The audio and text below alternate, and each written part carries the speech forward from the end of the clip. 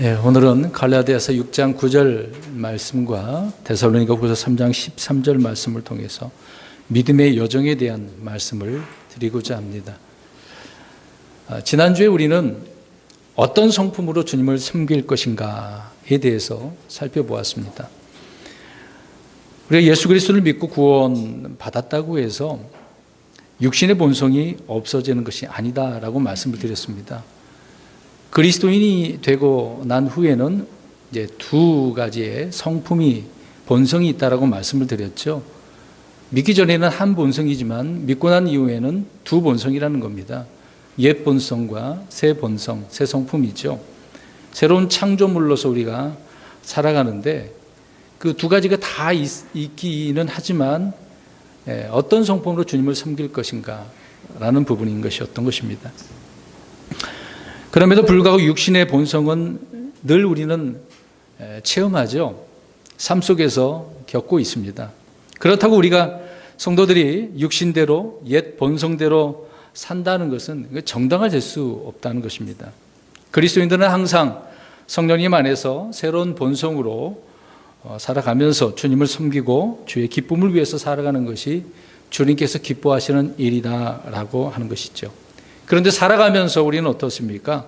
구원받은 성도가 구원받은 이후에 고통도 슬픔도 또 고난도 넘치죠. 이런 것들이 전혀 없는 삶을 살아가지 않는다는 것입니다. 믿음으로 살아가면서 잘 행하다가 지치는 경우가 허다하다고 성경은 말씀을 하고 있습니다. 실제적으로 우리가 그렇게 겪고 있는데도요. 성경은 명백하게 말하고자 하는 의미가 있는 거죠. 넘어지고 또 낙심하고 혼란 가운데 사는 그런 경우가 항상 우리는 피부로 경험하고 있습니다. 오늘 본문의 사도 바울은 갈라디아서 6장 9절에 우리가 잘 행하는 가운데 지치지 말지니 우리가 기진하지 아니하면 정하신 때에 거두리라고 말씀을 하고 있습니다. 이런 말씀을 성도들을 향하여서 위로의 말을 주고 있는 거죠. 여러분 당시 환경을 생각해 보시기 바랍니다. 지금 이 현실에는 뭐 어떤 핍박이 있는 것도 아니잖아요. 살아가는 먹고 사는 문제가 가장 어려운 문제이기도 하지만 이제는 예수 그리스도를 믿는 그 부분에 대해서 핍박하는 자가 누가 있겠습니까? 특히 뭐 가정 가운데 불교 가정이었는데 예수를 믿는다고 한다면 그런 핍박은 있을 수도 있겠죠. 크게 박해하는 부분은 없다 그 얘기입니다. 자, 이런 가운데 우리가 현실에 살고 있지만 그 당시에는 심각한 것이었거든요. 로마 사람들이 많은 나라들을 지배를 해서 다스리고 있는 그런 때였기 때문에 특히 크리스찬들이 예수 그리스도를 믿는다고 하는 것은 어려운 일이었습니다. 특히 헤롯은 믿는 자들을 잡아다가 핍박하고 죽이는 일이 허다했던 부분이죠. 콜로세움이라고 하는 원형극장에 이런 크리스찬들을 모아놓고 사나운 짐승들을 풀어놓고 잡아먹게 하는 일들이 있죠. 그런 것을 보면서 어떤 희열을 느끼는 그런 일들이 과거에 역사적으로 있었다는 것입니다. 그러나 지금은 그렇지 않다는 거잖아요. 아무튼 그런 가운데 있었지만 지금 현실에 맞게 또 어떤 상황에 따라 우리가 지치고 기질하는 경우가 있다는 것입니다. 그런 가운데 더욱 잘 행하라고 성경은 말씀하고 있는 것이고 또 그러다 보면 오늘 말씀처럼 주께서 정하신 때에 어떻게 하신다고 하십니까? 거둘 것이라고 말씀하고 있는 거죠. 성도 여러분, 믿음 생활하는 데 있어서 얼마나 힘들고 어려운 삶을 우리가 살고 있습니까? 지난 한 주간 동안에도 힘든 삶을 세상에서 사셨습니다. 우리는 과거의 주를 모를 때는 생각도 없이 그냥 막 살아왔잖아요. 나름대로 계획을 하고 그런 계획들이 있어 살고 있었습니다만은 그냥 인생을 위해서 그렇게 살아가는 것이죠. 그러나 이제 주님을 알고 난 후에는 주님도 생각도 해야 되고 또 우리가 먹고 사는 문제, 자기 자신도 생각하며 살아가고 있습니다. 무시할 수는 없는 거잖아요. 우리의 믿음의 여정에 있어서 우리는 잘 행하다가 지치지 말아야 된다는 것을 오늘 말씀을 통해서 우리가 생각해 보고 이 말씀을 통해 힘을 얻고 소망을 얻어서 나아가는 저와 여러분들이 되기를 간절히 바랍니다.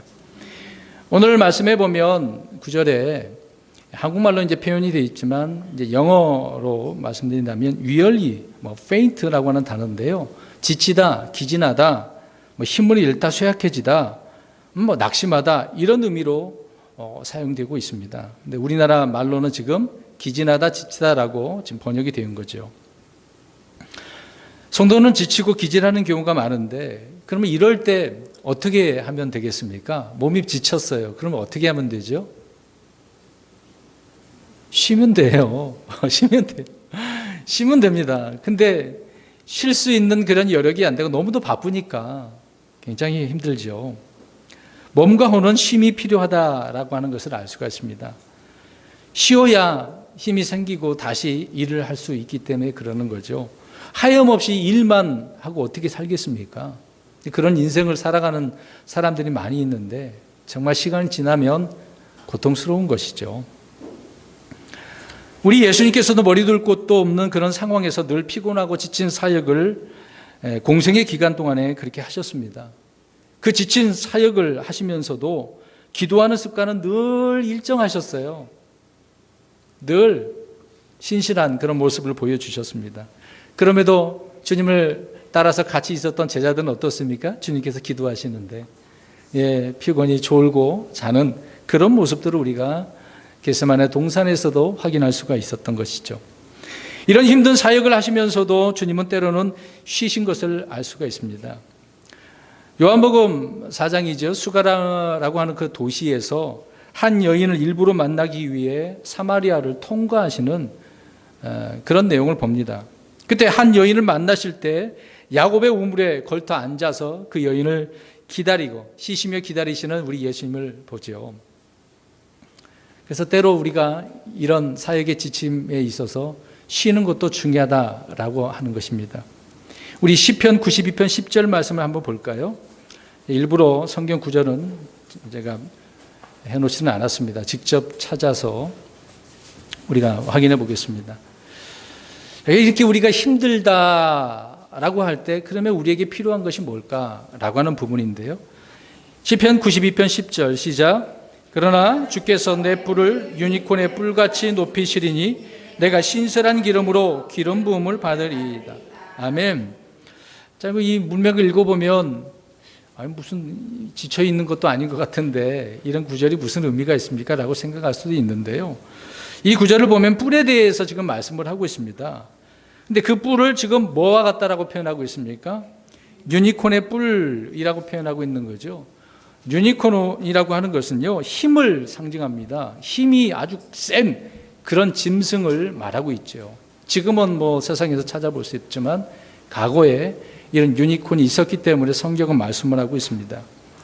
그런데 이것을 설명을 하면서 그 뒤에 무엇을 부음을 받아야 된다라고 이야기하고 있습니까? 신선한 기름으로 기름 부음을 받으라고 말씀을 하고 있는 겁니다. 그러면 유니콘의 그 뿔이 힘이 센 것이라고 한다면 힘을 얻기 위해서 우리는 어떤 부음을 받아야 된다? 신선한 기름 부음이 있어야 된다. 또 이렇게 생각하니까 은사주의자들은 금방 뭘 생각을 해요? 성령 임하는 것을 생각하는데 지금 그 얘기를 하는 게 아니거든요. 신선한 기름 부음. 힘을 얻기 위해서는 신선한 기름 부음이 필요하다라고 말씀을 하고 있습니다. 어떤 신선한 것이 있어야 된다는 이야기죠. 성도가 믿음의 여정을 하기 위해서는 이렇게 신선한 기름 부음이 필요하다고 성경에 말씀을 하고 있습니다.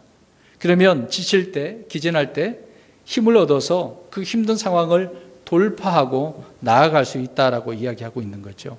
그래서 우리는 믿음의 여정을 이제 해 나가는 데 있어서 우리는 그리스도의 군사로 주님의 일을 사역을 하는 사람들이 아닙니까?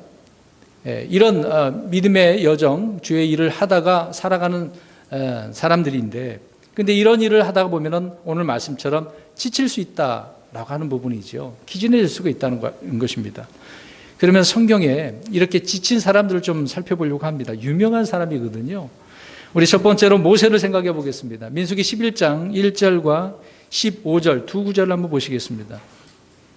모세는 하나님께로부터 이제 부름을 받아서 이제 훈련 받고 연단 받게 되어지죠. 왕자로 있다가 자기 민족에 대한 것을 알고 깨달은 이후에 하나님의 분을 받아서 그의 실수로 인해 광야로 갔다가 거기에 또 40년 있다가 돌아오죠. 40년 동안 더 사역을 하는 그 가운데에 어려움에 처했습니다. 11장 1절과 15절 보겠습니다. 시작. 백성이 불평하니 주께서 그것을 기뻐하지 아니하시니 주께서 그것을 들으시고 분노하사 그들 가운데 주의 불이 붙게 하시고 진영의 맨 끝부분에 있던 자들을 소멸시키시매. 15절. 주께서 나를 이같이 대우하실진대 원하옵나니 내가 주의 눈앞에서 호의를 입었거든 즉시 나를 죽여 내가 내 비참한 모습을 보지 않게 하옵소서 하니라. 아멘. 자, 이 구절에 대해서 잠깐 설명을 드린다면 이스라엘 백성들이 이집트에서 나왔단 말이에요. 근데 나왔는데 뭐 좋은 길은 아니잖아요. 그것이 광야 길이었던 것인데, 근데 광야 길로 가는 그 길에서 섞여 사는 무리들이 있었어요. 순수 혈통의 백성들이 아니라 이집트에서 섞인, 씨가 섞인 또 이집트 사람들도 있었단 말이죠. 그런 부류의 사람들이 섞여서 같이 있었는데 이들이 이 현 상황을 보니까 너무 안 좋은 거야. 그래서 불평하게 되었던 거죠. 그래서 그 섞여 사는 무리가 탐욕에 빠져서 불평을 했다는 이야기입니다. 그런 가운데 모세가 지금 15절 말씀처럼 그들이 비방을 하니까 이런 꼴을 보고 싶지 않아서 하나님 앞에 어떻게 해달라고 이야기하고 있습니까? 죽여달라고.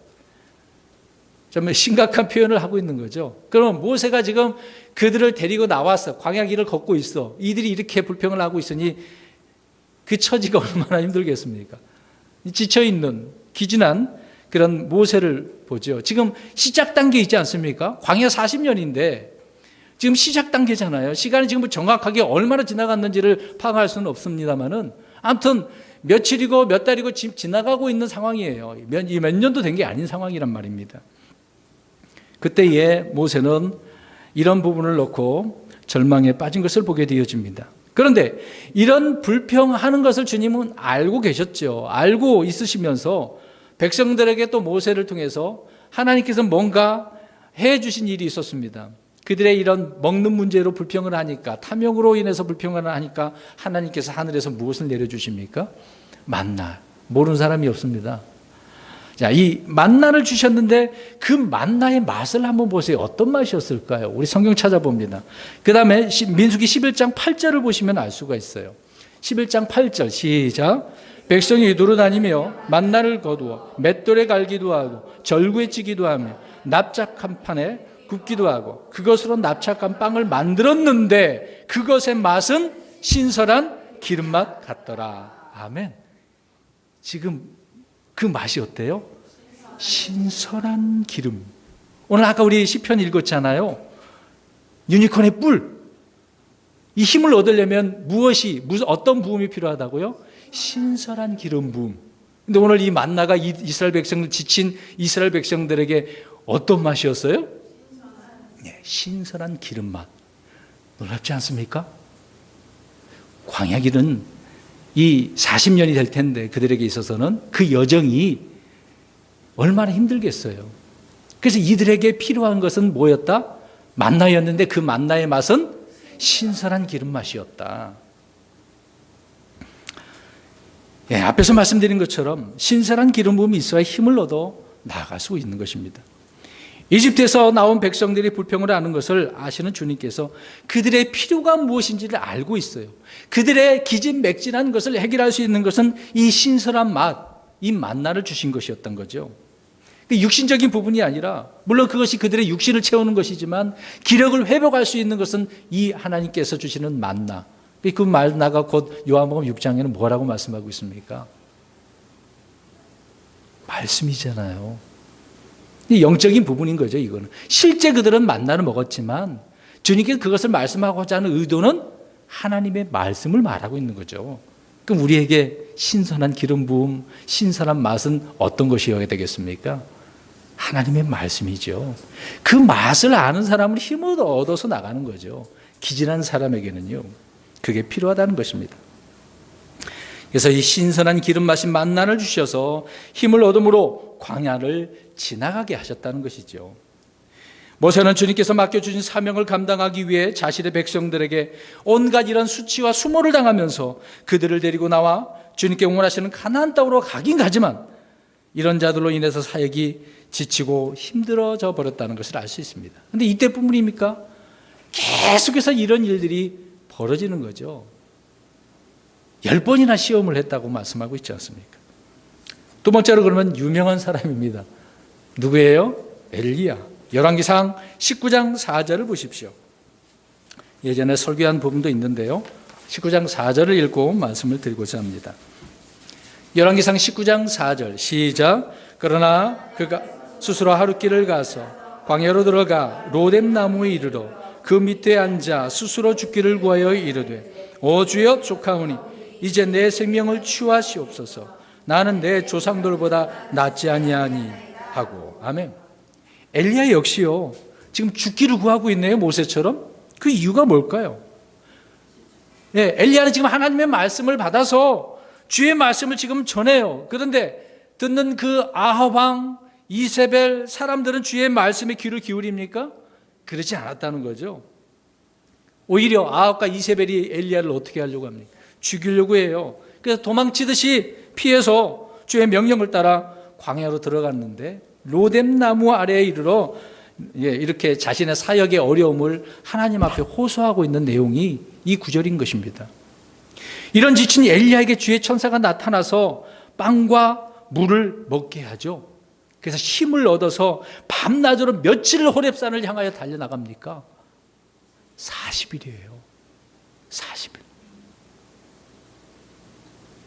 이때도 주님께서는 지쳐있는 이 사람 엘리야를 힘을 얻게 해서 음식을 주심으로 나아갈 수 있었다라는 것입니다. 그 다음에 세 번째로 한 사람을 더 봅니다. 다윗이에요. 시편 55편 5절 6절을 눈으로 확인해서 보겠습니다. 시편 55편 5절 6절. 우리가 이렇게 위대한 사람이라 할지라도 이런 지치고 기진한 면이 있었다는 것을 볼 수가 있습니다. 시편 55편 5절 6절 시작. 두려움과 떨림이 내게 이르렀고 공포가 나를 눌렀나이다. 그러므로 내가 말하기를 오 내게 비둘기같이 날개가 있다면 얼마나 좋을까.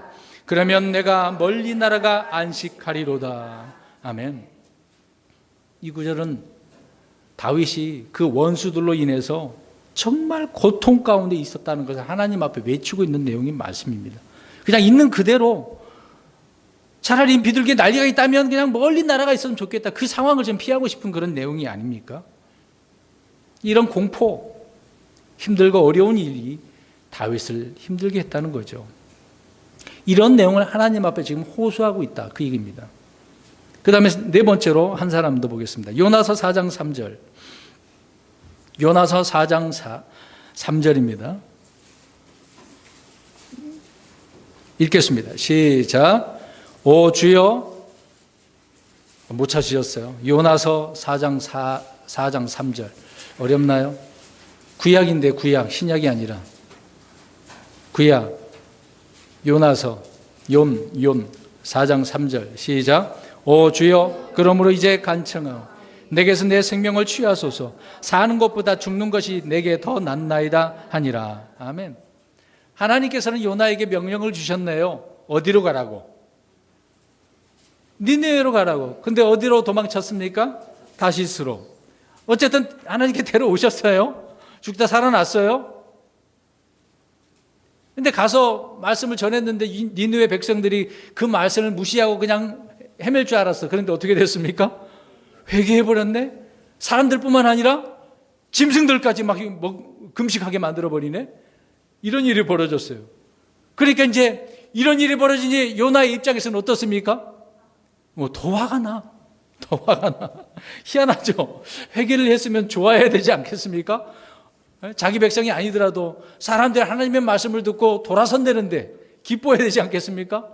근데 지금 요나는 불만이 너무 넘치다 보니 그래서 하나님 앞에 지금 호소하고 있는 내용이 말이죠. 그래서 차라리 어떻게 해달래요? 요나 역시 죽여달라고. 이거는 불만에 섞인 그런 내용이죠. 얼마나 힘들었으면, 지쳤으면 죽는 것이 낫다라고 이렇게 고백을 하고 있습니까? 여러분 이렇게 네 부류의 사람을 찾았는데요. 믿음의 여정이라고 하는 것은 쉬운 여정이 아닙니다. 그래서 우리는 쉽게 생각하면 안 돼요. 예수님 믿으면 만사형통 아닙니다. 주님 안에서 영적인 부분에 있어서는 만사형통인데요. 실제 삶은 어떻습니까? 더 힘들고 어려운 거거든요. 나아지지는 않아요. 될 것 같은데 안 돼. 성공할 것 같은데 더 실패만 하죠. 그게 우리의 인생, 믿음의 여정입니다. 쉬운 여정은 아니죠.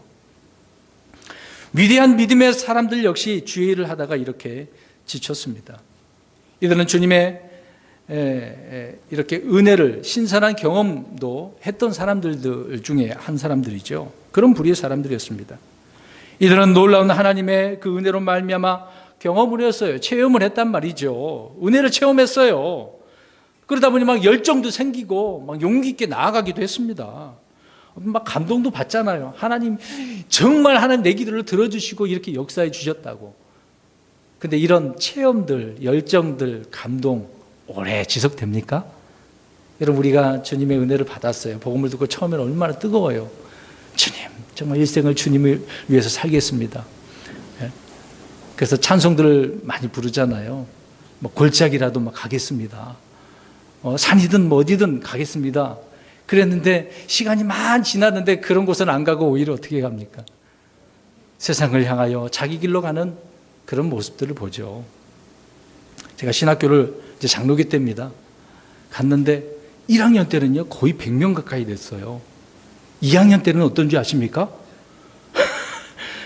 아니 60명, 70명밖에 안 되더라고요. 3학년 갔더니 40, 50명, 4학년 갔더니 줄어든 거예요. 가다가 어떻게 주의 길을 간다고 그랬는데 포기하는 사람들이 태반이었어요. 어려운 겁니다. 사역한다는 그 자체도 어려운 일이기 때문에 가장 큰 문제는 먹고 사는 문제 때문에 포기하는 경우가 많습니다. 말하고자 하는 것은 우리가 어떤 것을 주님을 통해서 받았다 하더라도 오래 지속되지 않는다는 것이죠. 그게 우리의 연약함인 것입니다. 그러면 오늘 말씀 쭉 찾아봤습니다마는 기질하는 이유가 뭘까요? 왜 이렇게 지친 이유가 무엇일까? 그것을 한번 우리가 살펴보려고 하고 있습니다. 자, 기질하는 것은 힘이 적기 때문이라고 이야기합니다. 잠언서 24장 보겠습니다. 10절. 잠언서 24장 10절을 보십시오. 자, 간단합니다. 내용은 간단해요. 답은 간단해요. 우리가 지치고 기진한 이유는 뭐가 없어서? 자, 확인합니다. 24장 10절 잠언서 시작. 역경을 당하는 날에 내가 기진하면 내 힘이 적은 것이니라. 자, 역경은 어떤 어려운 일을 당했어. 그때 이게 기진하게 됐어. 근데 무엇 때문이래요? 힘이 적어서. 힘이 적어서. 그렇게 힘이 있어야 되잖아요. 우리 배터리를 생각해 봅시다. 뭐 TV 뭐 광고도 하더라고요.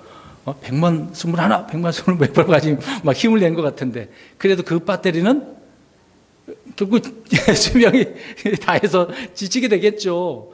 이제 오래 간다라고 하는 표현이긴 하지만 근데 그것이 계속 지속됩니까? 지속되려면 그 배터리를 어떻게 해야 돼요? 충전해야죠.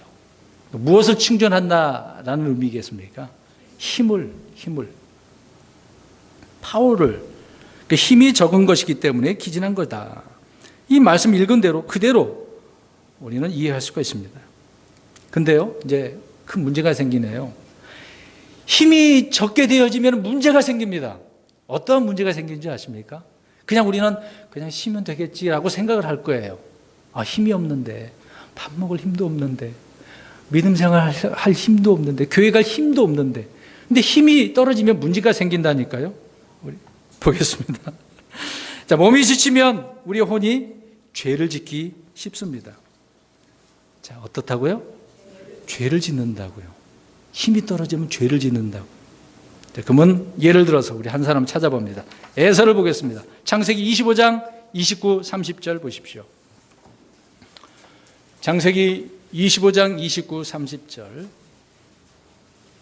창세기 25장 29, 30절. 시작. 야곱이 죽을 수 없는데 에서가 들에서 돌아와 지쳐서 야곱에게 이르되 내가 지쳤으니 원하건대 그 붉은 죽을 내가 먹게 하라 하더라. 그러므로 그의 이름을 에돔이라 하더라. 아멘. 우리가 이 내용은 알고 있는 내용이죠. 자, 에서가 지금 사냥을 좋아해서 사냥하다 돌아왔네요.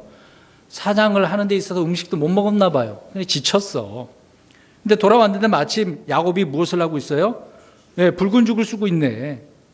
그래서 얼마나 지쳤었는지 그 붉은 죽을 끓이는 동생 야곱에게 그 죽을 어떻게 해달라고 그래요?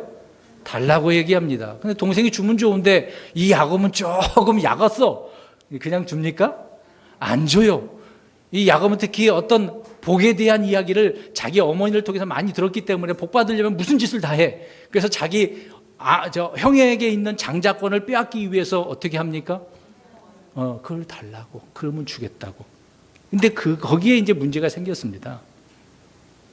에서가 어떻게 합니까? 지금 이 죽을 지경에 이르렀기 때문에 이 장자권을 어떻게 해버려요? 예, 팔아버려요. 포기하고 맙니다. 성경은 업신여겼다고 나오는 거죠. 힘이 없게 되어지면 영적으로나 육적으로 죄를 지을 수밖에 없는 것을 우리는 이 사실을 통해서 알 수가 있습니다. 그냥 눈에 보이는 것이 무엇이 보입니까? 네, 눈에 보이는 현실만 보이는 거죠. 당장 내 문제를 해결한 그것만 보인다는 겁니다. 다른 게 안 보여요.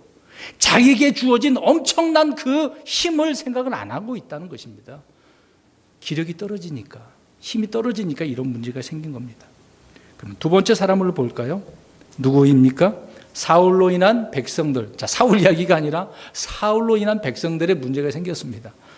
자, 힘이 떨어지면 무슨 문제가 생긴다고요? 죄를 지어요. 자, 성경 구절 봅니다. 사무엘상 14장 31절 32절 보십시오. 사무엘상 14장 31절 32절 두 구절을 보겠습니다. 사무엘상 14장 31, 32 시작. 그날에 그들이 믹마스에서부터 아이알론에 이르기까지 블레셋 사람들을 쳤으므로 백성이 심히 기진하였더라. 백성이 노력한 물건으로 날아가서 양과 소와 송아지들을 취하고 땅에서 잡아 그것들을 핏째 먹었더라. 아멘. 14장 1절부터 보게 되어지면 사울왕이요 경솔한 맹세를 하게 되어집니다. 어떤 맹세냐면 저 원수들을 다 무찌르기 전까지는 아무것도 먹지 말라고 저주하며 맹세를 해버렸던 것이죠. 그러니까 백성들이 먹을 수 있어요, 없어요? 먹었다가는 어떻게 됩니까? 죽임을 당하는 거예요. 그 말을 안 들었으니 맹세까지 해버렸기 때문에 큰일 나는 겁니다. 근데 그런 상황에서 지금 전투를 했어. 싸워서 막 이기고 그들을 무찌르고 있는 상황이에요. 무찌르니까 노력한 물건으로 인해서 뭔가 가지게 됐단 말입니다. 근데 짐승이 있네? 양과 소와 송아지들이 있어요. 그랬더니 너무 배고파가지고 어떻게 해버렸어요? 핏째 먹. 이스라엘 백성들은 어때요? 핏째 먹으면 돼요, 안 돼요? 왜 그래요? 생명이 있기 때문에 함부로 그러면 안 된다는 거죠. 근데 그들은 너무나 배가 고파서 그 짐승을 잡아서 먹어버리게 됐습니다. 그래서 그 다음 구절 한번 볼까요? 33절 보세요. 14장 33절 시작. 그때 그들이 사울에게 고하여 이르되 보소서 백성이 핏째 먹어 주께 죄를 짓나이다 하니 그가 이르되 너희가 죄를 지었도다. 이날 큰 돌을 내게로 굴려오라 하고 자기가 잘못해놓고서 이렇게 백성들 죄짓게 만들어 놓고서 또 무엇을 해보려고 하고 있네요, 사울이요. 자, 제가 말씀드린 대로 힘이 떨어지면, 기력이 떨어지면 무슨 일을 벌인다? 죄를. 백성들이 주님의 명령을 어기고 죄를 지을 수밖에 없던 것은 경솔한 맹세를 한 사울 때문이었던 것이죠. 아무리 경솔한 맹세를 하였다 하더라도 문제를 해결하기 위해서는 누군가에게 물어보지 좀. 이게 너무 배고프니까 물어볼 기력이 있어요? 그런 생각이 들겠습니까? 당장 어떻게 해야 되는데? 잡아 먹어야지. 먹었는데 좀 피를 빼고 먹던가, 얼마나 급했든지, 얼마나 배고팠든지 그냥 먹어버렸는데 그냥 날고로 먹었나 보죠? 여러분, 날로 먹는 그런 소고기, 뭐라고 하죠? 그 고기를 육회. 맛있어요? 먹어보시면 어떻습니까? 맛나죠? 드셔보신 분들은 아시죠? 맛있다고.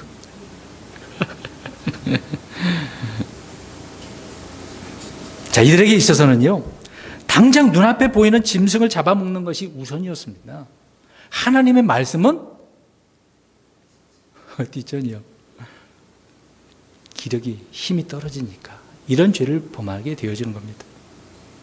이렇게 힘이 없으면 죄를 짓는 문제가 발생하게 되는 거죠. 그래서 몸이 지치면 혼이 죄를 짓는 것에 대해서 쉽다라고 성경은 말씀을 하고 있는 것입니다. 좀 힘을 잃지 않도록 늘 충전하셔야죠. 우리 휴대폰 배터리 다 달면 오래도록 충전하잖아요. 요즘은 언제든지 꽂기만 하면 그래 배터리 수명이 오래 가니까 항상 충전하잖아요. 언제든지. 한번 충전하면 하루 종일 쓸 수 있는 그런 기능을 갖고 있지만 그래도 또 충전하고 또 충전하고 요즘 스마트폰 많이 보니까 금방 닳아버리죠. 그러니까 항상 가지고 다니는 휴대폰만 들고 다니는 게 아니라 충전기도 가지고 다니죠. 이제 그런 거는 잘 알잖아요.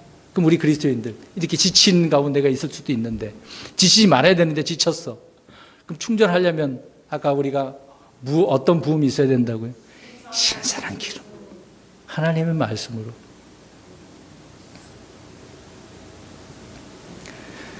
그럼에도 성경은 이렇게 죄를 짓는 부류의 사람들을 언급을 하고 있지만 다른 부류의 사람도 있네요. 이렇게 지쳐 있는데도 막 힘이 나. 그런 사람들이 있네요. 우리 성경 찾아볼까요? 먼저 첫 번째 기드온과 300명의 용사를 우리가 볼 수가 있습니다. 사사기서 8장 4절을 읽겠습니다. 사사기서 8장 4절. 여러분, 우리는 늘 지쳐요. 기진할 수 있습니다. 그런데도 우리는 어떻게 하는지 이것을 통해서 알아야 됩니다. 8장 4절 사사기 시작. 기드온과 그와 함께한 300명 요르단에 이른 뒤에 기진하였으나 여전히 그들을 추격하였더라. 자, 기진했어. 그럼 좀 쉬어야지. 근데 이들은 지금 쉬지도 않고 어떻게 합니까? 원수들을, 미디안 족속들을 무찌르기 위해서 나가는 거예요. 기드온과 300명의 용사는 미디안 족속들과 이렇게 전투에서 승리를 하였는데 여전히 이렇게 추격하면서 나갑니다. 그런 기진함을 이겨내고 추격하고 있다는 것이죠. 누구는 힘이 없어서 죄를 짓는데 누구는 지금 더 힘을 내어서 추격하고 저 원수들을 무찌르는 것을 보게 되어집니다. 성경은 왜 이렇게 양면성을 보여주면서 우리에게 말씀을 하고 있을까요?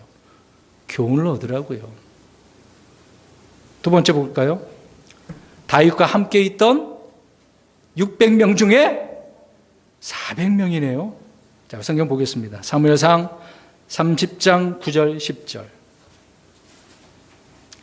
사무엘상 30장 9절 10절을 보겠습니다. 시작. 이에 다윗과 그와 함께 있던 600명이 가서 부솔 시내에 이르러 뒤에 남은 자들을 거기 머물게 하였으나 다윗과 300명은 쫓아가서니 이는 200명이 너무 기진하여 부솔 시내를 건너지 못하고 뒤에 머물렀기 때문이더라. 아멘. 다윗이 아말렉 족속을 치는 내용을 설명을 하고 있는 건데요. 다윗과 함께한 용사가 그 당시에는 600명이었습니다. 나중에 더 많아졌는데, 근데 그들과 막 싸우게 됐는데 쫓아가는데 지금 400명은 쫓아가는데 200명은 기진해서 지쳐서 갈 수가 없어요. 그래서 400명만 끝까지 쫓아가서 그들을 다 무찔렀다고 이야기를 하고 있습니다. 자, 여기서 보세요. 그들은 똑같이 지금 나갔어요. 같이 갔어요. 근데 400명과 200명은 좀 다르네요. 똑같은 용사인데 기진한 사람들이 있는 반면에 기진하여도 이것을 이기고 달려나가는 그런 400명. 생각해 보시기 바랍니다. 그렇다고 400명 그러니까 다 훌륭하다라고 할 수 없습니다. 30장 22절 가서 보게 되어지면 그 중에 악한 자들도 있었어요. 그들이 돌아와가지고 이제 노량물을 가지고 왔는데 똑같이 나눠준다고 하니까 안 된다고 막 발버둥 치는 거죠. 근데 다윗은 아니다. 그들을 기진했지만 지금 이것을 짐을 지키고 있었다라고 해서 똑같이 나눠주죠. 근데 거기는 뒷전이고 지금 강조하고자 하는 것은 똑같은 용사들인데 누구는 기진하여도 나가는 사람이 있어요. 근데 누구는 기진했기 때문에 갈 수 없는, 포기하는 그런 사람이 있다는 겁니다. 저와 여러분은 어떤 부류의 사람들에게 속해 있는 것입니까? 우리는 그런 가운데서도 이 기진함을 이기는 사람들이 되어야 한다는 거죠. 자, 그러면 보겠습니다. 자, 중요한 것은 기진함을 이기는 자들이 이렇게 있는데 마귀는 그러면 누구를 공격할까? 지금 갑자기 느닷없이 저는 이제 마귀를 이야기하고 있는데요. 그러면 눈치를 채셔야죠. 마귀는 누구를 공격할 것 같아요? 힘이 있는 자겠어요? 없는 자겠어요? 예, 없는 자겠죠. 그러면 그러한 자들을 우리가 좀 찾아보려고 합니다. 신명기 25장 17, 18절 보십시오. 이것을 통해서 예전에 설교한 내용인데요. 마귀는요, 힘이 없는 자들을 그냥 내버려 두지 않습니다. 그냥 너 힘 없냐? 그래, 쉬어. 괜찮아. 내가 안 건드릴게. 그럴 것 같아요? 아니에요. 마귀는 그러한 자들을 더 좋아해요. 더 잘 공격해요. 주 대상으로 삼습니다. 신명기 25장 17, 18절 시작. 너희가 이집트에서 나올 때 아말렉이 길에서 내게 행한 일을 기억하라. 그가 길에서 너를 만나 내가 약하고 피곤할 때에 내 뒤를 치되 곧 내 뒤에 떨어진 약한 모든 자를 쳤나니 그가 하나님을 두려워하지 아니하였느니라. 아멘. 이스라엘 백성들이 이집트에서 나왔는데 가나안 땅을 향하여서 주님의 명령에 따라 이동 중이었지 않습니까? 근데 그 이동 중에 지쳤어요. 아까 우리 말씀 찾아봤지만 그래서 만나 내려주셨잖아요. 그럼에도 불구하고 여전히 지친 사람이 있어요. 기진한 사람이. 근데 이 아말렉 족속이 어떻게 했대요? 방해를 했습니다. 그것도 어떤 무리의 사람들을, 약한 사람들, 피곤한 사람들, 뒤에 처진 사람들을. 그래서 하나님은 이런 아말렉을 이스라엘 백성들에게 잊지 말라는 거예요. 하나님도 안 잊겠다 그 얘기죠.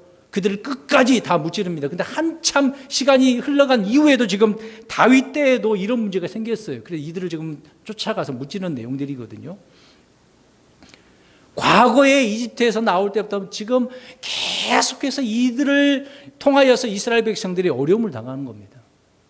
마귀가요, 이렇게 공격해 온다는 것이죠.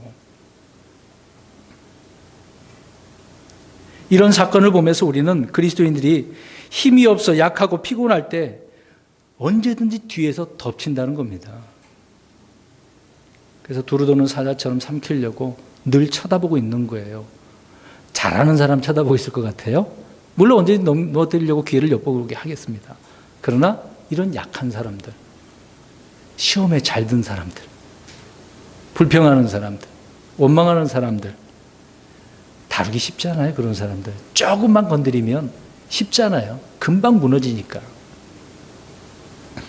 우리는 특히 영적인 싸움에서 힘을 잃게 되어진다면 마귀는 영락없이 뒤에서 공격해 올 겁니다. 언제든지 사냥꾼의 그 올무로 우리를 함정을 파놓고 기다리고 있다는 거죠. 여기만 지나가면 너는 끝이야. 걸리기만 하면 끝이야. 여러분, 그 올무에 잡히면 빠져나올 수 있습니까? 짐승이요?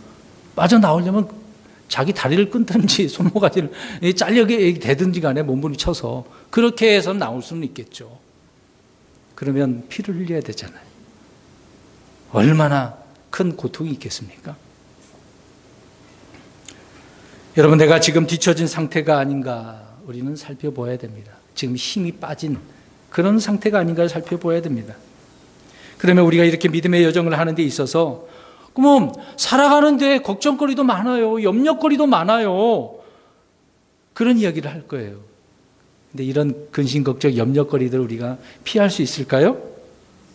피할 수 있을까요? 피할 수 없습니다. 우리 성경 구절 봅니다. 시편 40편 12절. 피할 수 없습니다. 시편 40편 12절 읽겠습니다. 시작. 셀 수 없이 많은 재앙들이 나를 애워싸 내 불법들이 나를 붙들므로 내가 위를 볼 수도 없사오며 그것들이 내 머리털보다 더 많으므로 내가 낙심하나이다. 지금 이 시편 기자인 다윗은요, 낙심한 그 이유가 뭐라고 합니까? 셀 수 없는 재앙들, 불법들로 인해서 낙심했다라고 지금 이야기하고 있거든요. 이 구절에서 밝히고 있듯이 성도에게는요, 이런 근심, 걱정, 염려들, 이런 재앙들, 불법들로 인해서 피할 수 없다. 흔히 이런 말을 하잖아요. 피할 수 없으면 어떻게 하라? 즐겨라. 네. 피할 수 없다면 맞서서 싸워서 나가야 돼요, 우리는요. 왜? 그리스도의 군사들이니까. 즐기면 안 되고, 싸워서. 이게 전혀, 우리 영적인 싸움이기 때문에. 이런 일들을 극복하고 이겨내야 한다. 그 말인 거죠. 그러면 우리가 그런 상황이 처하게 되어지면 혼이 지치게 됩니다. 그럴 때 이기는 방법이 있을 거 아니에요. 이기는 방법. 자, 혼이 지칠 때 이기는 방법. 시편 42편 5절, 6절, 11절 보겠습니다. 첫 번째로 5절에는 뭐라고 이야기하는지 읽습니다. 시작. 오 내 혼아 어째여 내가 낙심하느냐, 어째여 내가 내 속에 불안해하느냐. 너는 하나님께 소망을 두라. 그분의 얼굴 도우심으로 인하여 내가 여전히 그분을 찬양하리라. 하나님을 어떻게 하래요? 아니 앞에 하나님께 소망을 두라. 소망을 두라. 6절 보겠습니다. 시작. 오 나의 하나님이여 내 혼이 내 속에서 낙심함으로 내가 요르단 땅과 헤르몬 족속의 땅 미살산에서부터 주를 기억하리라. 자, 이런 낙심한 경우가 있었는데 그때는 누구를 기억하라? 주를 기억하라. 11절 시작. 오 내 혼아 어찌하여 내가 낙심하느냐, 어찌하여 내가 내 속에서 불안해하느냐. 너는 하나님께 소망을 두라. 내 얼굴의 건강이시오 내 하나님이신 그분을 내가 여전히 찬양하리로다. 자, 그런 낙심 가운데 여전히 어떻게 해야 돼요? 찬양하는 거예요. 좋을 때도 슬플 때도 여전히 찬양하는 거. 그러면 우리 혼이 지칠 때 이길 수 있어요. 더 힘을 낼 수가 있는 겁니다. 그래서 하나님께 소망을 두는 거죠. 그래서 첫 번째 하나님께 소망을 두고, 두 번째 하나님, 좀 넘겼네요. 자, 그 다음에 두 번째로는 아모스서 8장 11절 보세요. 아모스서 8장 11절. 자, 혼이 지칠 때 이기는 방법, 하나님께 소망을 두어야 되는 겁니다. 아모스서 8장 11절, 12, 13절까지 세 구절을 읽겠습니다. 시작. 하나님이 말하노라. 보라, 날들이 이르리니 내가 그 땅에 기근을 보내리라. 그것은 빵으로 인한 기근도 아니요 물로 인한 갈증도 아니며 오직 주의 말씀들을 듣는 것에 대한 기갈이니라. 그들이 바다에서 바다에까지 북쪽에서 동쪽에까지 돌아다니며 주의 말씀을 구하려고 이리저리 다름질하여도 그것을 얻지 못하리. 그날에 아름다운 처녀들과 청년들이 갈증으로 인하여 기진하리라. 지금 처녀들과 청년들이 갈증으로 인해서 기진한대요. 그런데 앞에 구절을 보니까 말씀을 구하려고 여기저기 막 얻으려고 했는데 못 얻어서 기진해버렸네요. 말씀에 대한 부분인데, 그런데 11절 가서 보니 지금 어떤 문제가 생겼습니까? 주의 말씀들을 듣는 것. 자, 말씀들은 넘쳐 흘러요. 여기저기 여기도 있다 저기도 있다 말씀을, 그래 여기도 그리스도 저기도 그리스도 막 그렇게 있다고 그래요. 성경에 그런 말씀들 있지 않습니까? 그런데 하나님의 말씀들에 대해서 듣는 거, 바른 말씀을 전하는 사람, 바른 말씀을 전해야 되는데 그렇지 못했다는 거죠. 올바른 말씀들을 전하고 그것을 들어야 되는데 그게 안 됐다는 이야기죠. 그래서 두 번째로 제가 강조하고자 하는 것은 마지막 때는 주의 말씀들을 듣는 문제가 생기는 겁니다. 듣는 문제예요. 올바른 말씀을 듣는 거. 올바르게 선포하지 못함으로 제대로 듣지 못하는 시대가 도래하기 때문에 그렇습니다. 지금의 시대가 그렇죠. 그래서 기진하게 되어진다고 말씀하고 있는 겁니다. 성도 여러분, 올바른 하나님의 말씀에 귀를 기울여야 되는 것입니다. 그러면 지칠 때 이길 수 있다고 말씀을 하고 있는 거죠. 세 번째로 히브리서 12장 1절 가서 보겠습니다. 예수 그리스도를 생각하고 깊이 생각하고 바라봐야 된다고 말씀하고 있습니다. 히브리서 12장 1절, 2절, 두 구절을 읽겠습니다. 시작. 그러므로 증인들이 이렇게 큰 구름을 이루며 또한 우리를 둘러싸고 있으니 모든 무거운 것과 너무 쉽게 우리를 얽어매는 죄를 우리가 떨쳐버리고 인내로 우리 앞에 놓인 경주를 달리며 우리의 믿음의 창시자여 또 완성자이신 예수님을 바라보자. 그분께서는 자기 앞에 놓인 기쁨으로 인해 십자가를 견디사 그 수치를 멸시하시더니 이제 하나님의 왕자 오른편에 앉으셨느니라.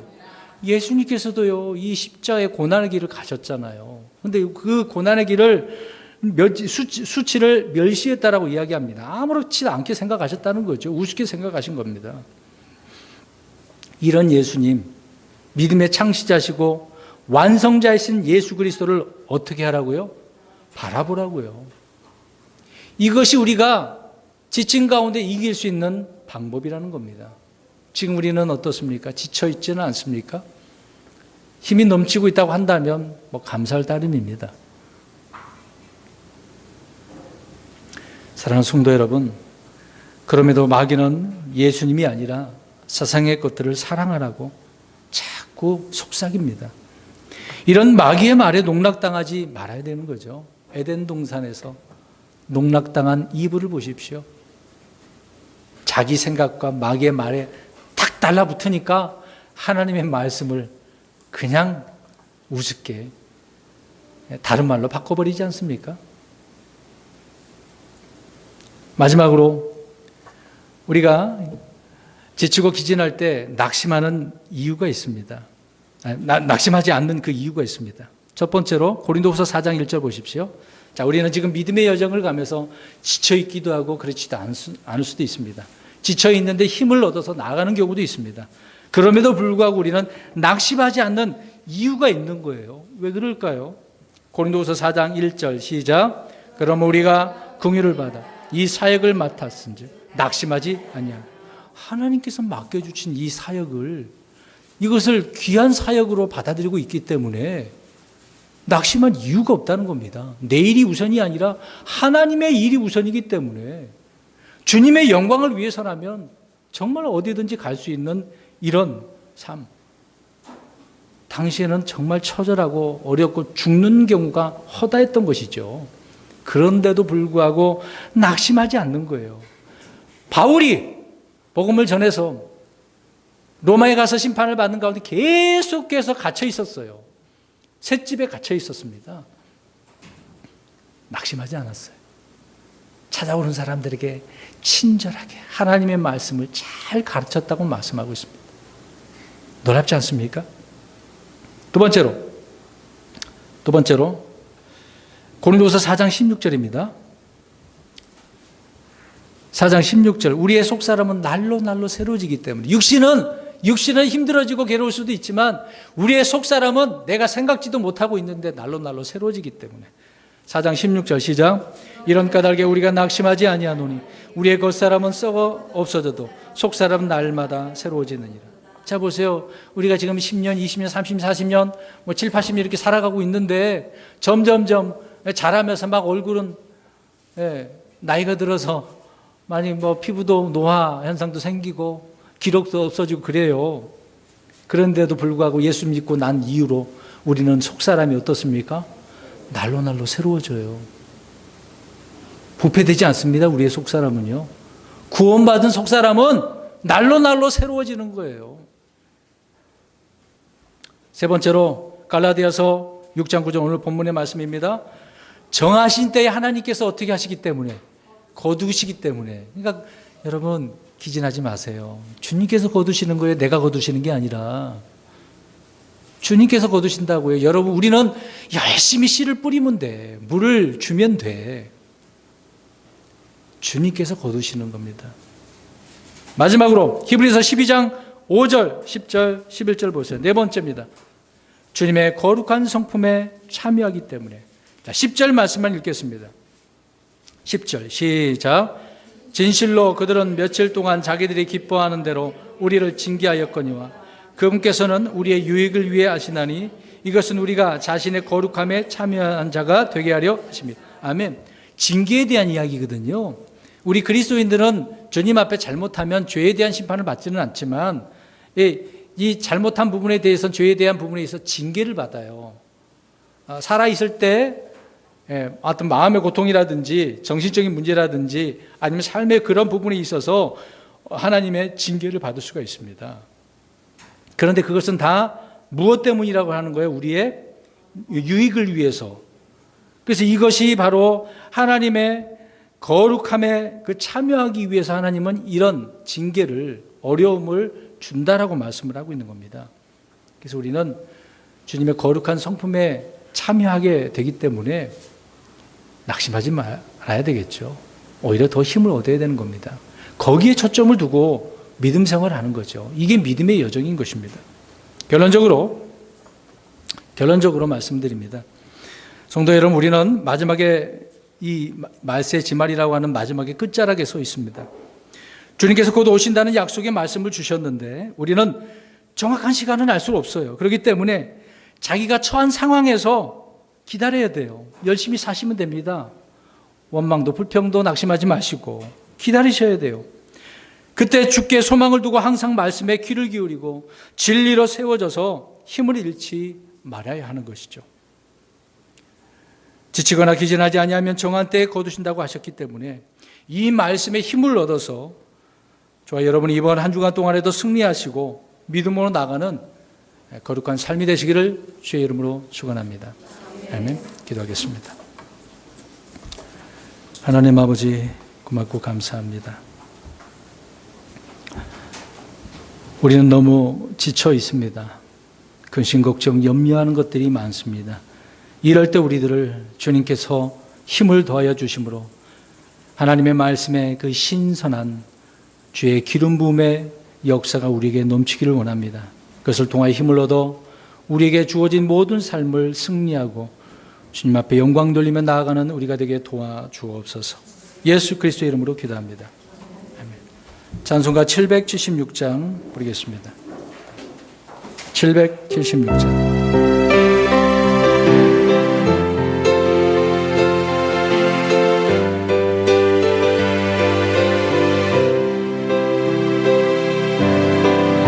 하나님 한 번도 나를 실망시킨 적 없으시고 언제나 공평한 은혜로 나를 지키셨네. 오 신실하신 주, 오 신실하신 주, 내 너를 떠나지도 않으리라, 내 너를 버리지도 않으리라. 약속하셨던 주님, 그 약속을 지키사 이하로도 영원토록 나를 지키시리라 확신하네. 지나온 모든 세월들 돌아보아도 그 어느 것 하나 주의 손이 안 미친 것 전혀 없네. 오 신실하신 주, 오 신실하신 주, 내 너를 떠나지도 않으리라, 내 너를 버리지도 않으리라. 약속하셨던 주님, 그 약속을 지키사 영원토록 영원토록 나를 지키시리라 확신하네. 아멘. 네, 주님께서 늘 동행하시고 힘과 위로를 주십니다. 주님의 이런 은혜를 통해 힘을 얻고 나가는 저와 여러분들이 되시기를 바랍니다. 매일 말씀 읽고 문답하는 그건 자신의 문제입니다. 주님의 뜻대로 살기 위해서 성경을 읽어야 됩니다. 안 읽으면 안 돼요. 말씀이 무기가 되는 건데 그 무기를 내려놓는다는 것은 마귀에게 나를 다스리라고 하는 그런 꼴이 되는 것입니다. 늘 말씀을 가까이 할 수 있는 저와 여러분들이 되었으면 좋겠습니다. 다음 주에는 성경 퀴즈 대회가 있습니다. 오후 시간에 성경 퀴즈 대회가 있습니다. 나눠드린 유인물을 보시고 참여하시고 다 참여했으면 좋겠습니다. 몇 안 되는데 그냥 가버리시면 힘들죠. 오늘도 참석하지 못한 분들이 많이 있습니다. 고향에 가신 분들 몇 분 계시는데, 그리고 일로 못 나오신 우리 김벽철 형제를 위해서도 기도해 주시고, 보이지 않는 우리 문혜숙 자매님도 있는데요. 사정이 있는 경우가 있는데 그들과 함께 해달라고 기도하시고 승리케 해달라고 기도하시기 바랍니다. 그리고 언행심사가 일치되는 성도가 되었으면 좋겠습니다. 말과 행동이, 마음가짐이 일치되어야 됩니다. 두 마음, 두 말 하면 안 되겠죠. 그리고 8월 15일 전교인 수양회가 있는데 이때 침례 받으실 분들은 말씀해 주시기 바랍니다. 그리고 오늘 오후 시간에 요한복음 강의 시간인데요. 제가 임으로 그냥 정했습니다. 철로 역정이라고 하는 애니메이션 영화가 있는데 아이들만 보는 게 아니고 어른들도 볼 수 있도록 되어져 있습니다. 원하지 않으면 요한복음 강의도 됩니다. 지금 이미 준비를 다 해놨기 때문에요. 이 철로 역정이라는 건 책으로 이미 다 알고 있습니다. 근데 존 본연이라고 하는 분이 1620몇 년도 태어나셨는데요. 목회를 하다가 이제 카톨릭 문제 때문에 감옥에 갇히게 됐습니다. 감옥에 갇혀서 이 책을 썼습니다. 그리스도인이 어떻게 신앙생활하는 그 여정을 잘 기록해 놓고 하나님께서 원하시는 그곳까지 나아갈 수 있는가. 1부, 2부가 있는데 이 영화는 지금 1부로 되어져 있습니다. 2부는 이제 그 크리스찬이라고 하는 자가 이제 저 앞에 갔는데 남겨둔 가족이 있어요. 자기 아내와 자녀들이 있는데 그 2부는 그 아내 크리스티나와 자녀들이 함께 이 믿음의 여정을 가는 그런 내용이 2부입니다. 근데 1부만 지금 이제 영화가 되어져 있기 때문에요. 이거 1부만 우리가 상영을 통해서 봤으면 좋겠습니다. 오늘 이 영화 상영 또 이유가 지난주하고 오늘 말씀하고 연결시켜서 우리가 이것을 보게 되어지면 더 좋을 것 같습니다. 우리 그리스도인들은 철로 하늘 가는 그 길에 이제 역정, 온갖 힘들고 어려운 일이 있다는 거죠. 그럴 때 여러 가지 문제들이 생깁니다. 그런 문제들을 우리가 이런 영화를 통해서 한번 되새겨보는 시간을 가졌으면 좋겠습니다. 그래서 준비를 한 것인데 안 보시면 그냥 따로 보셔도 되고요. 요한복음 강의가 좋으시면 강의를 하고 안 그러면 영화 상영을 하겠습니다. 어떻게 할까요? 이건 제 임으로 지금 토의 없이 이제 했습니다. 설교 내용을 이제 이어서 하려고 하다 보니까요. 말씀 좀 해주세요. 볼까요? 아니면 그냥 요한복음 들을까요? 네? 영화를 봐요. 네. 네, 좋습니다. 그러면 우리 아이들까지라도 참석을 해서 다 보았으면 좋겠습니다. 물론 아이들이 좀 어려울 수도 있는데 일단 뭐 만화니까 애니메이션이니까. 근데 이제 뭐 나오는 내용이 그렇게 뭐 액션이 있고 그런 스릴 있고 그런 것은 없습니다. 그냥 믿음의 사람이 걸어가는 여정을 설명을 하고 있는 것이기 때문에 그 내용을 이해했으면 좋겠습니다. 보시다가 졸지는 마시고 오후 시간에 해서 보도록 하겠습니다. 그리고 성경 문답이 있는데요. 문답을 오후 시간에 하는 바람에 좀 많이 시간상 그런 문제가 있습니다. 이 문답은 다음 달부터 식사하고 난 뒤로 우리가 따로 앉아서 성경 뭐 이야기를 하는 식의 의미로 그렇게 말씀드리려고 합니다. 오늘하고 다음 주까지는 제가 하고요. 9월 달부터는 그렇게 하도록 하겠습니다. 80회차인데요. 1번 시편 80편 기자는 하나님께 주의 얼굴빛을 비추셔서 구원을 받게 해달라고 3번이나 간청하죠. 근데 무엇으로부터 구원받게 해달라고 하느냐. 이거는 이제 문제가 어려웠던 것 같아요. 그 보면 비웃는 원수들이라고 나오고 길을 가는 모든 자들, 멧돼지 들의 짐승들이라고 나옵니다. 근데 이들은 가나안 족속이에요. 가나안 족속. 그들로부터 구원. 이 구원은 혼의 구원은 아니죠. 생명 위협으로부터 어떤 기근 질병으로부터 구원받게 해달라고 하는 내용입니다. 2번 힘이 되시는 하나님께 큰 소리로 노래하고 즐거이 소리치라고 합니다. 이때 사용한 악기들은 작은 북, 하프, 비파, 나팔이다. 성경은 큰 북은 없습니다. 작은 북은. 근데 여러 가지 북을 놓으면 드럼이죠. 3번 자기들의 계획 안에서 걸은 이스라엘 백성들을 하나님께서 그들의 마음을 어떻게 하셨다고 했습니까? 마음의 정욕에 두셨다. 4번, 부당하게 재판하는 자들은 어떻게 재판합니까? 외모를 보고 재판하는 거죠.